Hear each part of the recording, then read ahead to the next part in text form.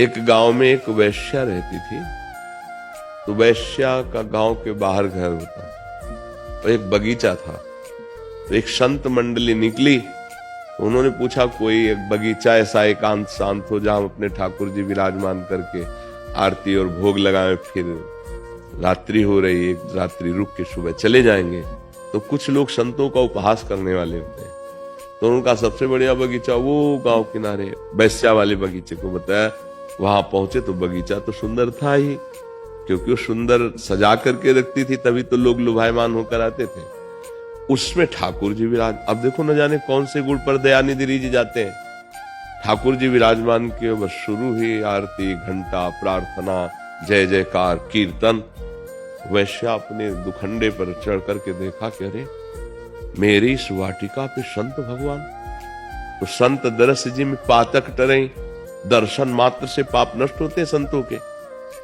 वो हाथ जोड़े, थाल में कुछ मुद्रिका, आभूषण, बहुत से धन आदि की सामग्री, एकदम हृदय उबला कि जीवन हो गया, शरीर बेचते, पाप करते, आज अवसर मिला संत भगवान की मंडली मेरे बगीचे में।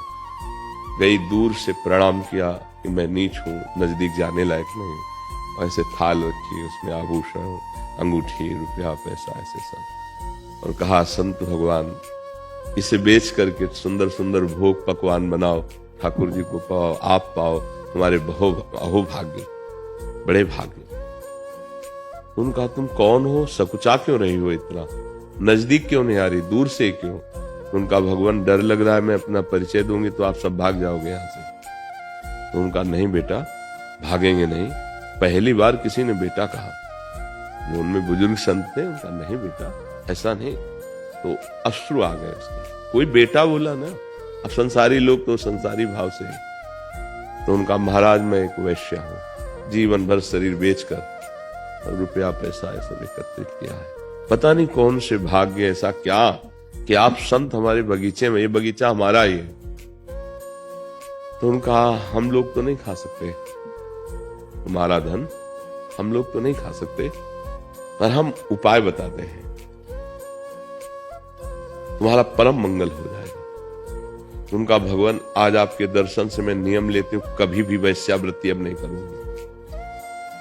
उनका ये जो धन लाई हो इसको बेच करके एक स्वर्ण का मुकुट बनाओ रंगनाथ जी के लिए, और हम ठाकुर जी से प्रार्थना करेंगे और तुम अपने हाथ से रंगनाथ जी को मुकुट पहनाओ, बस इसी से तुम्हारा परम कल्याण हो जाएगा।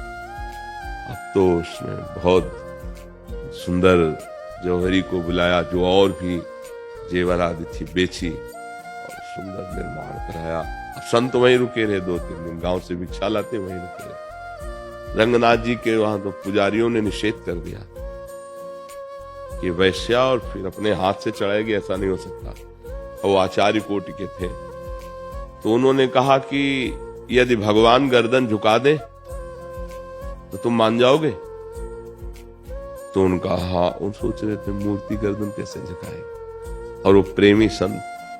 तो उनका अगर वो वैश्या मुकुट लेके आए, भगवान ऐसे कर दे तो फिर पहनने दोगे? उनका हाँ अवश्य। ठीक। कहा बेटी चलो। क्या संतों की कृपा, कहां अब कहां हजारों लोग इस बात के लिए आश्चर्यचकित थे कि वैश्या और मुकुट पहराएगी ठाकुर रंगनाथ जी में। ये लिखित हम बात सुना रहे हैं अपने भक्तमाल जी की लिखित बात। तो अब जे भी चली तो उसे मासिक धर्म हो गया। और रुक गई। उनका क्या हुआ? बोले महाराज जी मेरा पाप प्रकट हो गया, मैं मासिक धर्म से युक्त हो गए। बोले कुछ नहीं बेटा, मेरा आदेश। पुजारी उनका अब तो ऐसा हो ही नहीं सकता। बोले देखो रंगनाथ जी की तरफ,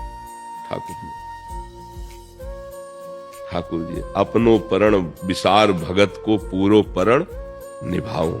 ठाकुर जी तत्काल वैसे मुकुट रखा, शरीर छूटा, भगवान के धाम को गए। एक चेष्टा ने भगवत प्राप्ति करा दी। तो आप निराश क्यों हो रहे हैं?